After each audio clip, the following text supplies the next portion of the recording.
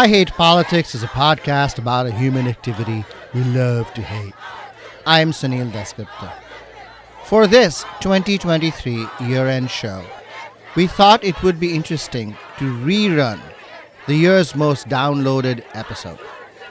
Muslim groups protest LGBTQ plus books, which aired in June after protests erupted in Montgomery County, Maryland, over the inclusion of LGBTQ-themed books in elementary and middle schools in the county, prompting many religious families, mainly Muslim and Ethiopian Orthodox, to demand the right to opt their children out of reading these materials in class in public schools. There has now been plenty of national commentary on the book protests, but our interview from June with Wael El-Koshairi of the group Family Rights for Religious Freedom remains one of the few long-form interviews with a key local leader of the protests and is relevant for understanding the motivating force behind the protests and the political landscape in the county. Keep in mind that Maryland and even more so Montgomery County are overwhelmingly liberal and democratic. And the Democratic coalition has included both the county's significant Muslim population and near universal support for LGBTQ rights. For parental rights and religious liberty conservatives, this was a battle in the heart of enemy territory. The right to opt out of public school curriculum offered a new legal and political weapon in the country's culture wars. For Republican strategists, the book protests provided a way to pry open the Democratic coalition itself. The original episode included a second education-related interview and more I Hate Politics segments. But for the rerun, we have focused on the book protest itself and have now included new and updated information about what has happened since, especially in the accompanying federal lawsuit filed on behalf of a handful of MCPS families by the religious liberty law firm called Beckett. The courts have denied Beckett's request to allow families to opt out pending hearing on the substantial arguments, which happened December 5th. And the Fourth Circuit bench is expected to return a decision mid-February 2024. The political landscape has also shifted. There is now a war in Gaza, and the political focus of Muslim groups have shifted from book protests to the cause of Palestine. The early support Muslim groups received from parental rights conservatives appears to have tempered as conservatives generally have come out strongly in favor of Israel over Palestine. One of the leading torchbearers of the cause, the group Moms for Liberty, has been grievously hurt by a sex scandal involving one of its national founders in Florida, Bridget Ziegler. If you're looking for the local political story of 2023, the book protests is certainly one of them.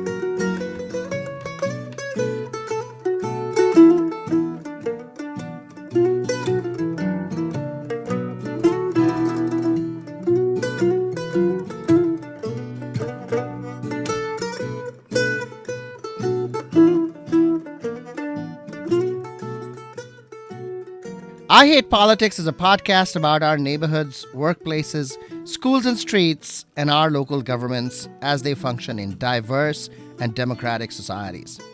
This means our politics are messy, dirty, sometimes corrupt, with often self-serving politicians. But no matter how much we hate politics, we are never exempt from it, even when we refuse to participate. In fact, the purpose of politics is to keep society moving precisely when we don't agree with each other, like now. Music for this episode comes from Valeria Stewart, an Arlington-based Roots, an Argentinian-tinged world music singer-songwriter, and her trio Crooked Sparrow. Kevin Dudley on guitar and mandolin, Valeria Stewart on vocals and guitar, and Jenny Smith on the violin. You can find Valeria's music in Spanish and English on her YouTube channel at Valeria Stewart Music.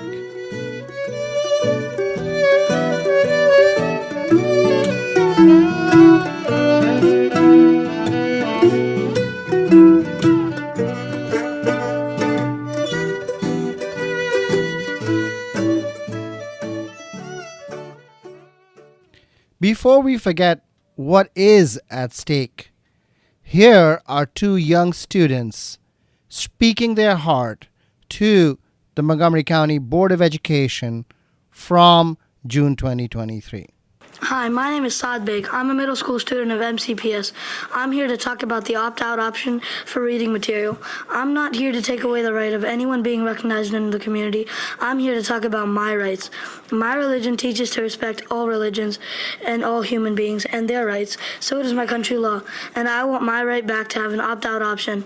In the last Board of Education meeting, someone said that many people of the LGBTQ community are being bullied. That may have been the case some time ago, but these days it's quite the opposite. There are over 40 kids that I know who don't want to learn this and really want to be here talking today but can't because they are being bullied. They are the ones being bullied when they say we don't want to learn this. They are the ones being bullied when they say this is wrong. They are the ones being bullied when they say this is against my religion. Miss Harris, you made a comment about my fellow Muslim sister saying that she was parroting dogma. The irony of that, Miss Harris, is that day that girl brought her mother here, and everything she said that day was from her heart. So in your theory, Miss Harris, everyone who speaks what they believe is parroting dogma. We are not confused. Our vision is clear. We have tongues and brains, and we know how to use them. Thank you. Oh, my name is Nick. We have rights too. We deserve to have books in our school that teach people about LGBTQ and stuff. It's not touching you, hurting you physically, or doing any physical damage to you. I don't know why you hate it so much. It's just a book about LGBTQ stuff and people. I have 2 gay parents, 2 gay brothers, and a bisexual mom, and I am pansexual. So I do not agree. I'm the one who's speaking because I have rights. How the books could be learning, and they could be about how they live. I hope that these books stay in schools, districts, and states because they teach you about other stuff. And here is the backstory. In 2019, the Maryland State Department of Education asked local school districts to develop a more inclusive curriculum, including for LGBTQ rights. For the overwhelmingly liberal Montgomery County, this was a no-brainer. Support for LGBTQ rights has been near universal in the county. The LGBTQ movement has been strong going back to fights over the family life and human sexuality curriculum in the mid-2000s and received a boost from the mental health struggles of gay and trans youth in recent years. Gay and trans youth are believed to be bullied, are homeless, and display greater suicidal ideation in proportion greater than the general population. The Montgomery County Board of Education saw adding LGBTQ plus materials to the public school curriculum as a win-win. The right thing to do, required by the state, and supported widely by county residents. The pandemic intervened, but as the school district slowly emerged from the setback, the Book Inclusion Project came back in the summer of 2022. A committee had picked 13 books for elementary and middle schools. It is unclear what the selection criteria were, but important to note that the 7 elementary school books were the ones that became the bone of contention and eventually a part of the Beckett lawsuit. All the 7 books had LGBTQ characters, but the storylines themselves were not particularly gay or trans themed. There was a book about a young girl having a crush on another girl in the same grade. A story about the upcoming wedding of an uncle causing a niece anxiety. A walk through a pride parade identifying and naming those present. The vocabulary notes and the teacher's guiding questions were more directly LGBTQ themed than the books themselves.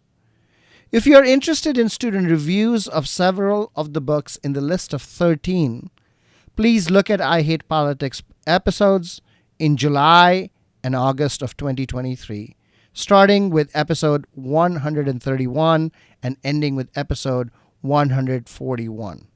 Not all episodes include book reviews, but you will also find contemporaneous coverage of the book protest at that time. But we are getting ahead of the story. As school reopened for the 2022-23 year, the Montgomery County Board of Education's first strategy, in keeping with its approach in several other controversial issues, thought that decentralizing the problem, using the many laboratories of democracy, was the best way forward. They gave schools and principals freedom in how to introduce, communicate, and deal with families. And, as you might imagine, there was considerable variation in how schools and principals responded. Some schools offered families an opt-out of the material, while others did not. The variability and the roiling continued over the next 6 months, and several groups began to organize around the issue. We would learn later from the lawsuit documents that the Association of Elementary School Principals in Montgomery County Public Schools had expressed concerns about the age appropriateness of the 7 elementary school books. But faced with mounting pressure, the Board of Education in March 2023 decided that there would be no opt-out, which then led to the organization of the first public protest soon after. Moms for Liberty, which had been fighting similar battles elsewhere in the country and were particularly successful in the Commonwealth of Virginia, where they helped Glenn Youngkin win the governor's office on the platform of parental rights, was one of the early groups to become involved in the book debate in the county. But in deep blue Montgomery County, anything they touched would have turned to dust. The face of the book protest then became Muslim groups led by organizations such as the Maryland chapter of Council on American Islamic Relations, and my guess, Wael El-Koshairi's new organization called Family Rights for Religious Freedom. As you will hear in the interview, their coalition was still coming together when I interviewed him in June 2023. Hundreds of Muslims and Ethiopian Orthodox protesters, many of whom from the county and many from outside the county, showed up for several protests over the summer in front of MCPS headquarters in Rockville, demanding the opt-out option. Inside the building, the Board of Education heard competing testimonies, as you heard from Saad Beg and Nick Gantz earlier. The idea of the opt-out comes from Maryland state law, which requires school districts to offer an opt-out for families for the Family Life and Human Sexuality unit, usually offered in middle school.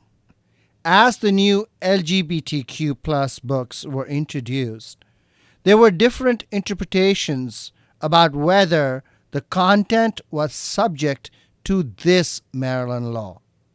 Technically, the books were to be used in English language learning, so they would not be subject to a law that controlled the Family Life and Human Sexuality unit. But some schools and principals did see it as an extension. In their presentations to the Fourth Circuit, Beckett attorneys had pointed out that the new books were in fact a part of the family life and human sexuality curriculum, notwithstanding how MCPS decided to categorize the books. They were the same material, then, in effect, they were same. We will see if the court agrees.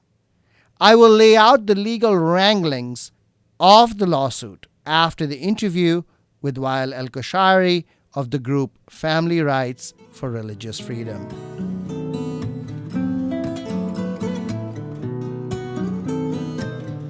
Te fuiste un día oscuro, nublado para mí. Ya no estabas en mis brazos, no te pude perseguir. Son misterios del amor cuando uno se separa sin saber dónde llegar. Día más oscuro. Wael El-Koshairi, welcome to I Hate Politics. Thank you for having me, Sunil. You are one of the organizers of the June 6th protest by Muslim groups in front of the Montgomery County Board of Education. What is your primary complaint? Well, let me preface by saying the organization of the rally was not by Muslim groups per se. We are actually what we would consider a parent action committee, which is primarily a group of parents who are concerned, about some of the curriculum and some of the ways that MCPS and the Board of Education is handling our children's education. So it is not only Muslims. However, the major contingent on that day were Muslims. We were very vocal in front, and we are the majority. However, we have a coalition of Catholics. We have Jewish groups that are working with us. Who are the others that are also part of this coalition? We have some Islamic organizations who are directing and advising us. Who is that? We have CARE, the Council on American Islamic Relations, is advising us and working with us, and they are on the coalition officially. We also have the Montgomery County Muslim Council with us. We have the Coalition of Virtue out of Howard County with us, which is a national organization working with us. We also have ICNA for Social Justice, which is also an organization, the Islamic Circle of North America, a very large organization working with us. So who are the major non-Muslim groups? You mentioned Catholic and Jewish groups. I'd rather not put their names on record today until I have final agreement from them. So they are not yet a part of your coalition. They are in the process. You hope you are trying to recruit them. Right. Actually, they're reaching out to us more and more. A lot of these Christian groups that were at the rally, which were visible and were at the rally. Who were at the rally? Which Christian groups were at the rally? There was numerous churches at the rally. Do you know any? Do you know which ones? Yes, there was. The thing about it is I don't want to call out people who are just who are not part of our coalition. This whole coalition, the Family Rights Coalition, we're about 4 weeks old, just to give you an idea. Oh, okay. Is Moms for Liberty part of your coalition? No, they aren't. Okay, so let's talk about your primary complaint. Last year, in 2022, Montgomery County Public Schools, they introduced 13 books that had to do with sexuality and gender identity. And we had no problems with the books initially because regardless of what was said in the books, we could opt out of the books. That was set forth by MCPS. And what would happen is we would get a small pink piece of paper that came home and said, we're reading the books on this and this day. And if you wanted to opt out, we would sign off. Now, I unfortunately, we signed them and sent them back to MCPS. I don't have these forms with us. And the school would opt us out of the readings. And you were made this promise by your school. Not only were we made this promise, it actually happened. We signed probably in November, December. I would get a call. The call that I got was probably in mid-March. Said we're going to start the classes, and we just wanted to make sure that you still wanted to opt out. And I said yes. This was a phone call. When did it happen that you found that you are not going to have an opt-out? Roughly around May 1st. There was an email from the principal, and she said that the opt-out for this curriculum would be granted until the end of the year, but the Board of Education has decided that starting next year, that nobody would be allowed to opt out.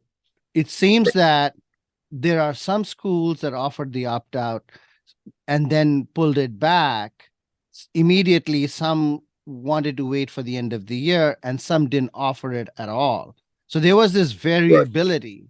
It seems like there's a lot of miscommunication, but let me read you section 13A0418, comprehensive health education instructional programs for grades pre-kindergarten to 12. Part 1, the local school systems shall establish policies, guidelines, and or procedures for student opt-outs regarding instruction related to family life and human sexuality objectives. Your argument is that these books and the depiction of gay and trans themes in these books are part of human sexuality education, and so therefore must be treated within the ambit of the law that you just read.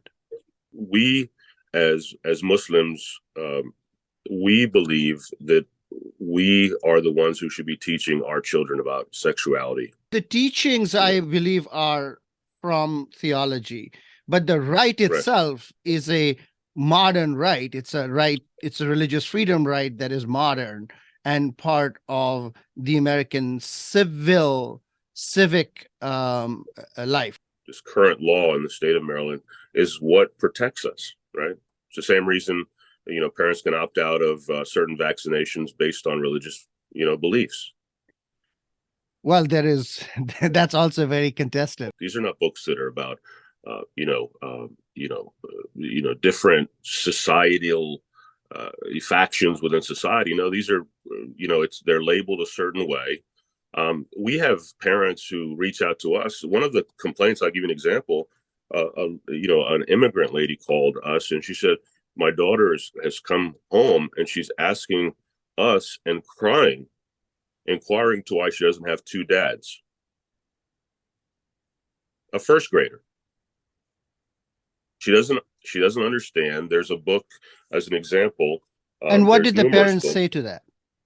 They don't know what to say. These are immigrant parents. We have a large immigrant contingent here, right? And they don't know what to say. So, it puts them in a position where they don't know how to deal with the child, right? And they haven't taken the time to explain human sexuality and gender to them because they're in first grade. Okay, they're in first grade and they're reading a book like Uncle Bobby's Wedding, right? Or I'll give you another example. They're reading a book like The Prince and the Knight. Okay, so there's a prince, right, in this children's book, and if you read it, it's all there. You can open it up and take a look at it. As a matter of fact, it's on YouTube if you want to listen to. The illustrations are beautiful. So the prince, right, he teams up with the knight, okay, and then the prince and the knight, they go and kill a dragon together, and they slay a dragon together, and after their success in slaying the dragon, they get married. So, okay. So you pointed out a harm that is caused by a young child asking her parents about why she doesn't have two daddies. But that can be explained, right? It's not unexplainable. There may be children in her classroom that have two daddies. What harm do you think is coming from that? Well, we're not saying it's not an issue of harm. What we're saying is this: do we teach calculus in second grade? Do we teach 18th century literature in third grade? Right?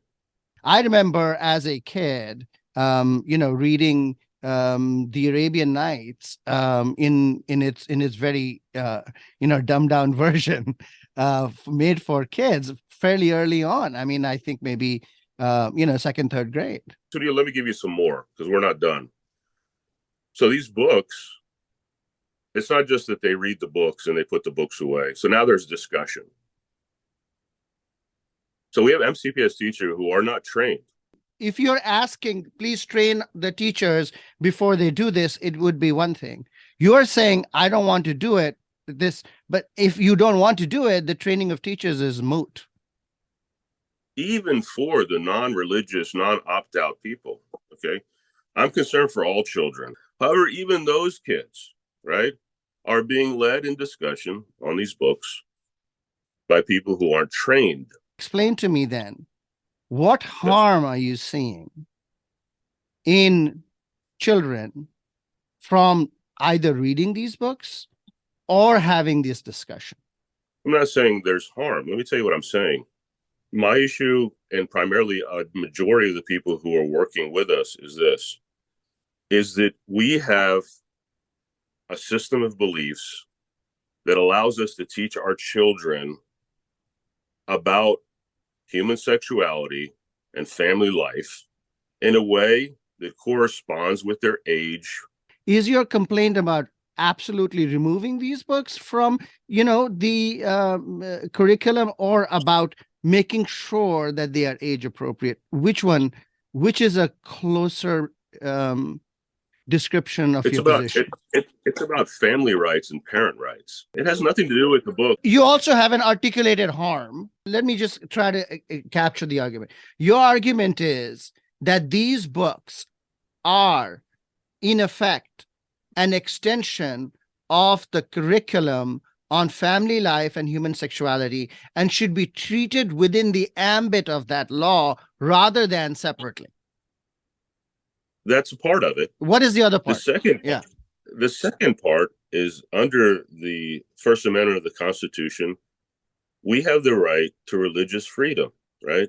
And one of those in the Islamic faith is to teach our kids about human sexuality, right? Ourselves. My understanding of the Quran is that it doesn't have that particular right. That right that you talked about is actually, if anything, a constitutional right. No, this is a natural right. Okay. So it's a natural right. The Supreme Court has said that there is no unfettered free speech within schools. We are not asking, to change the policies of the school. We're not asking to remove the books that have been introduced in the school. What we're saying is we have certain religious beliefs, right, that we feel this equates to family life and sexual education. And just the same, we were allowed to opt out of those classes, and we were allowed to opt out of these books until very recently. We would just like that restored. Are your religious beliefs consistent with evolution, which is taught in schools? This is something that's used, by everybody that I speak to, brings up this individual point. We don't feel that it intersects with this law that I just read to you, which it says opt out regarding instructional related to family life and human sexuality.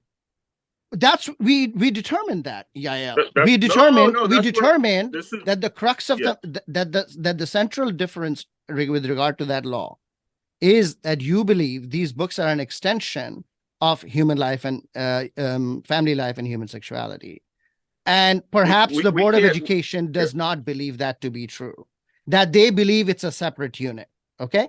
So whether or not it is an extension or not, I described it as the crux, and you said, no, that's not the only thing. There are other things. And so I'm trying to get the other parts of it. We've established the point of contention with respect to the law.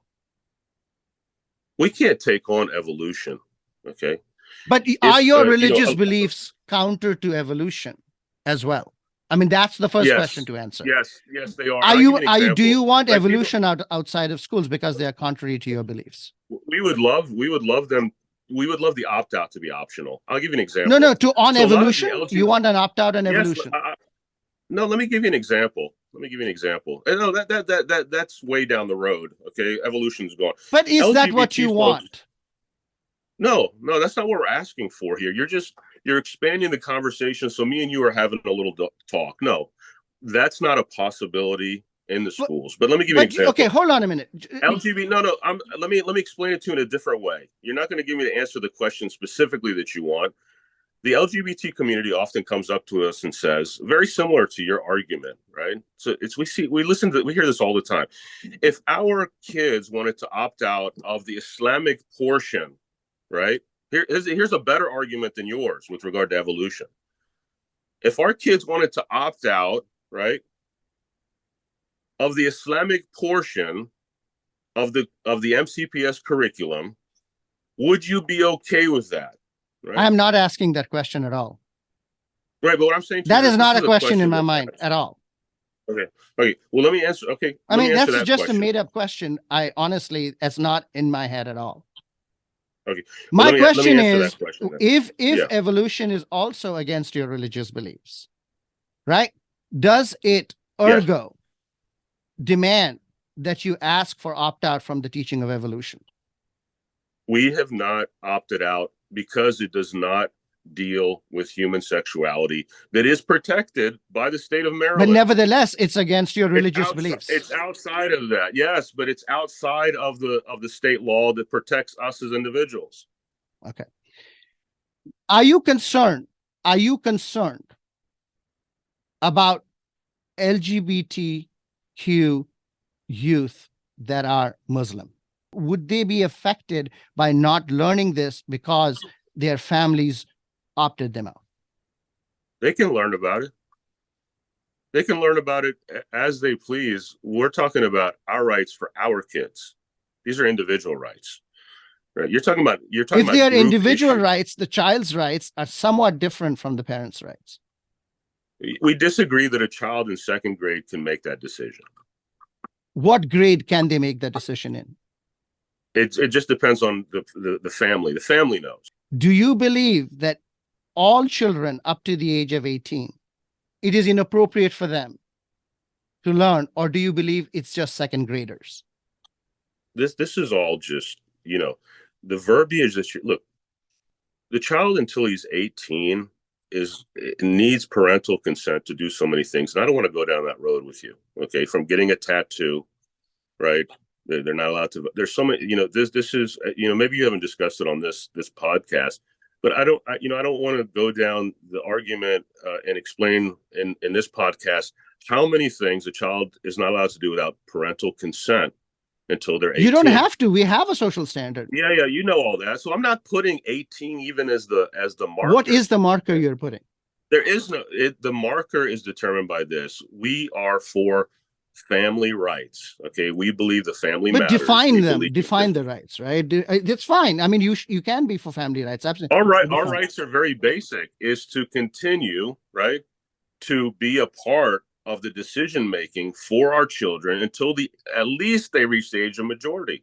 Now, you say, okay, well, is it 18? No, there are some kids that can make decisions when they're 16. And there's some 20-year-olds that don't make good decisions. The point is, you said you should not teach them to second graders. I asked you about what impact your decision has on Muslim LGBTQ youth.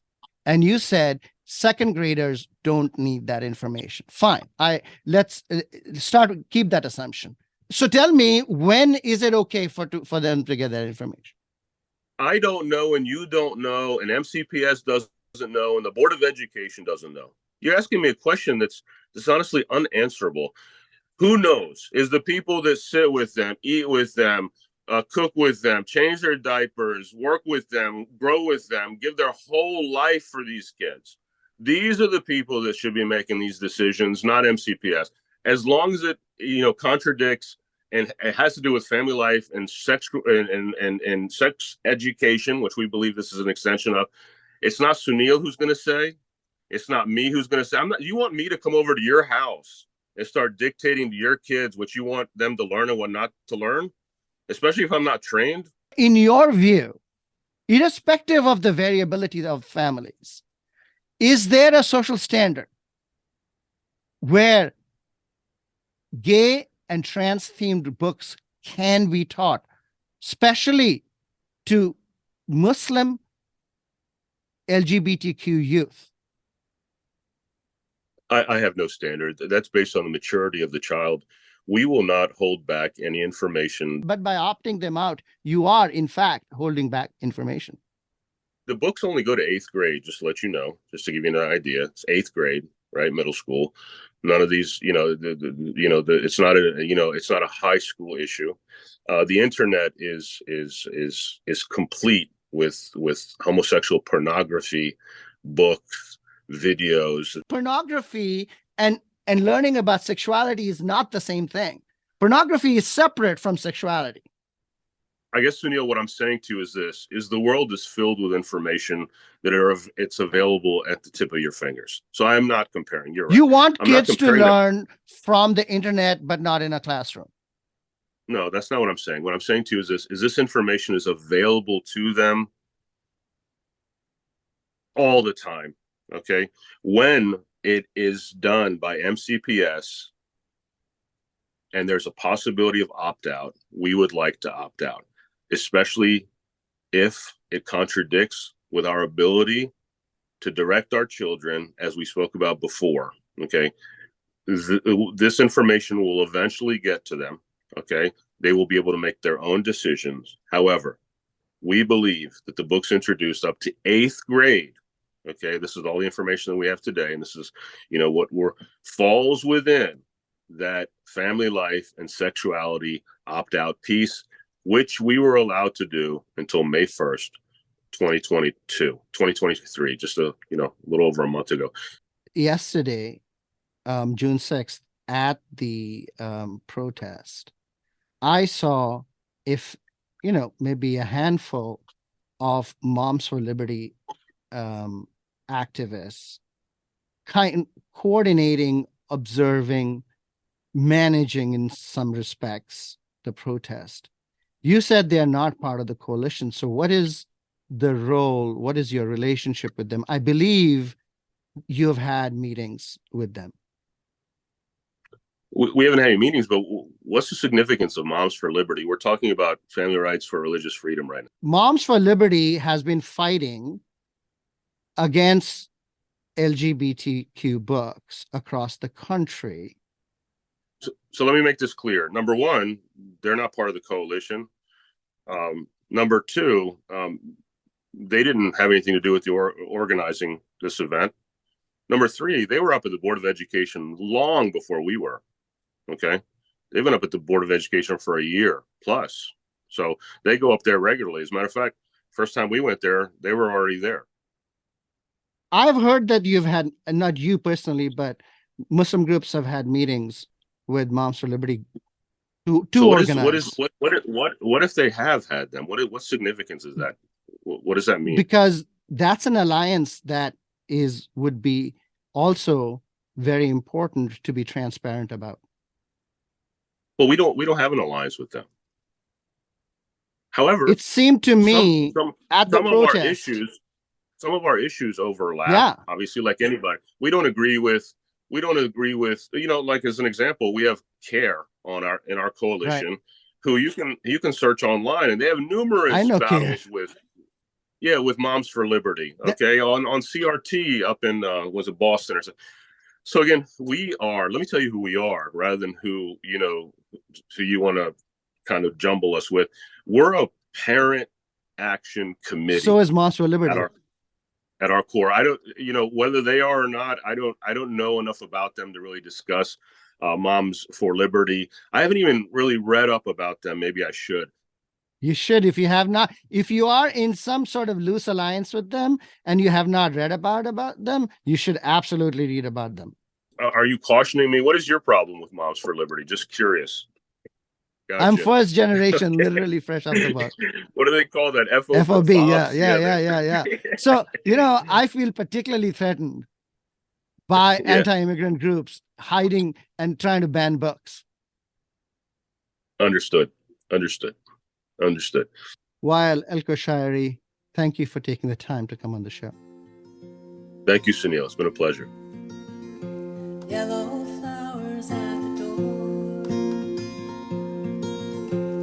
never hurt this way before. Your kindness haunts this room tonight. There's a chill in the air we can't deny.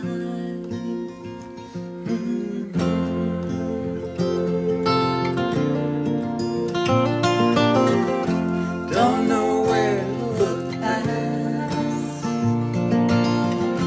Help me find my way back. I'll come to terms with what I grieve, but your yellow flowers beg me not to leave. After that interview, there was an even bigger protest on June 27th, which was attended by at least 1,000 people and more over the summer. The lawsuit, officially called Mahmoud versus McKnight, which had been filed originally in the Federal District Court of Maryland, was denied. I remember the district court's decision came out on a Thursday afternoon, late August, and on Friday morning the next day, Beckett had filed an appeal with the Fourth Circuit.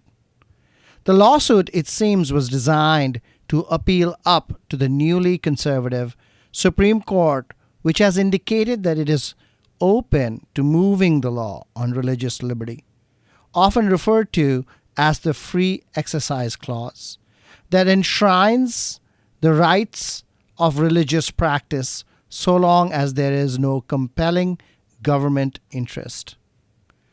Moving the law is an interesting concept to those of us outside the rarefied realms of constitutional law.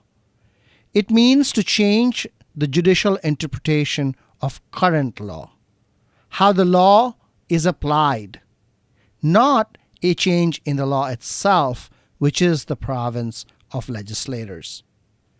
In this particular case, the question is whether MCPS, as a public school district, has a compelling interest in enforcing student attendance during the study of the new books. If not, MCPS has violated the Free Exercise Clause. You can imagine this is not the first time the concept of free exercise has been contested. The Supreme Court and lower federal courts have heard several lawsuits over it, and they have actually and surprisingly maintained a consensus, allowing the exercise of religious liberty to the point that the state cannot force a religious family to send their children to public schools. But if they do send them to public schools, the families are not allowed to choose a la carte what their students will study and what they will not. That was considered to be too burdensome, and the school district was seen as having a compelling interest in maintaining a standard curriculum. But in its briefs, Beckett has widely cited a 1972 case called Wisconsin versus Yoder, where Amish families contested the government's decision to force their children into public schools after 8th grade. The court ruled that the Amish families could not be forced to do this. In an interview with the Federalist Society, Eric Baxter, one of the lead attorneys on the case from Beckett, provided a different interpretation of the Yoder case, arguing that the courts allowing Amish families relief over attendance was the same relief as sought by MCPS families for an opt-out. Baxter went on to argue that the Yoder case was in fact disregarded by the courts over the last 50 years. Many of the subsequent cases around the issue involved changing the curriculum, but Mahmoud versus McKnight sought to remove the student as Yoder had allowed. The Fourth Circuit could very well bring a surprise, but my guess at this point is that it will likely deny Beckett, and there will be an instantaneous appeal of that decision to the Supreme Court, where the conservative majority could very well move the law by reinterpreting Yoder. The Beckett attorney Baxter has argued that the opt-out option is not unduly burdensome for MCPS since his clients are not asking for the curriculum to change, just the removal of some students. And he also argued that the learning benefits of the new books cannot have compelling government interest since students can in fact be exempted from similar materials if they are part of the Family Life and Human Sexuality unit. Baxter's arguments are hardly slam dunk. Depending on how detailed the Fourth Circuit's opinion is, a prior Supreme Court might not even have taken on the case. But it is the newly conservative court that opens the possibility of moving the law. Remember, if you want to know more about the books themselves, go to the July and August 2023 episodes of I Hate Politics for student book reviews. And episode 141 is an interview with former Moco 360 Media reporter MSP, who, as a non-binary person, covered the book protests from the beginning. Since the Thanksgiving episode, we have been playing pitches from local nonprofits asking for your support. Nearly 30% of all individual giving happens in the last 3 days of the year. If you are still considering who to give, our organizations this year are Martha's Table, Community Farm Share, Asian American Lead, Friendship Place, Montgomery County Special Olympics, the Civic Circle, Montgomery County Progressive Asian American Network, and Urban Adventure Squad. You should know that Urban Adventure Squad is founded and run by my wife, Ilana Mintz. Links to all the organizations are available on our website, ihppod.org. That's all for this episode of I Hate Politics, where we aim to stem the decline in local news by working with community voices. I Hate Politics is produced by me, Sunil Dasgupta, and assistant producers Daniel Galileo and Katarina Gasek, with support from the University of Maryland, Baltimore County. I direct UMBC's political science program at the universities of Shady Grove in Montgomery County, where, among other things, we explore and learn about politics, government, and society close to home. Music for this episode comes from Arlington-based roots and Argentinian-tinged world music singer-songwriter Valeria Stewart and her trio Crooked Sparrow. Kevin Dudley on guitar and mandolin, Valeria Stewart on vocals and guitar, and Jenny Smith on the violin. You can find Valeria's music in Spanish and English on her YouTube channel at Valeria Stewart Music.